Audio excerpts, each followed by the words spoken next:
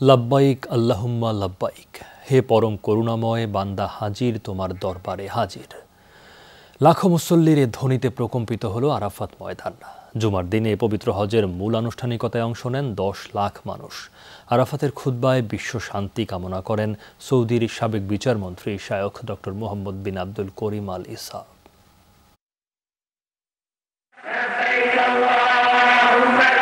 2 বছর পর আবারও জনসমুদ্র আরাফাতের ময়দান, আবারও লাব্বাইক আল্লাহুম্মা লাব্বাইক ধ্বনিতে মুখরিত রহমতের পাহাড়। একই পোশাকে বিশ্বের নানা প্রান্তের নানা বর্ণের মানুষের মিলন মেলা। মহান আল্লাহর দরবারে পরিপূর্ণ আত্মসমর্পণ, লাখো মুসল্লির কণ্ঠে একই উচ্চারণ, আমি হাজির হে আল্লাহ, আমি হাজির।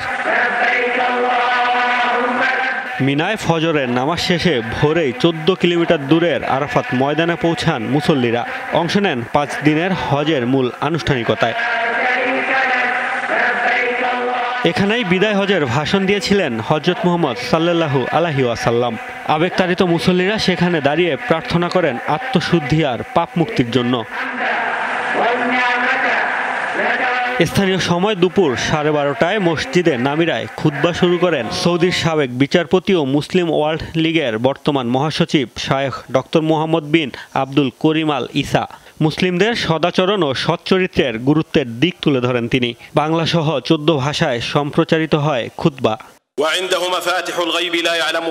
হে আল্লাহ, আপনি হাজী সাহেবগণ থেকে তাদের হজের আমলগুলি এবং তাদের দোয়াসমূহ কবুল করে নিন, তাদের কাজগুলো সহজ করে দিন, তাদের গুনাহগুলো ক্ষমা করে দিন।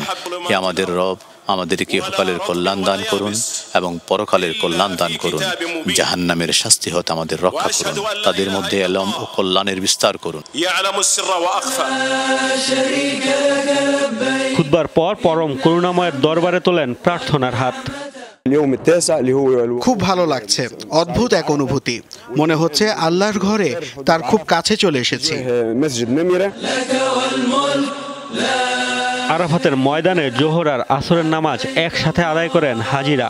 মুসলিম বিশ্বের সবচেয়ে বড় জামায়াতে এবছর যোগ দেওয়ার সৌভাগ্য হয়েছে 122 দেশের 10 লাখ মুসল্লির। আরাফাতের আনুষ্ঠানিকতা শেষে সূর্যাস্তের পর হাজিরা রওনা হন মুজদালিফার উদ্দেশ্যে।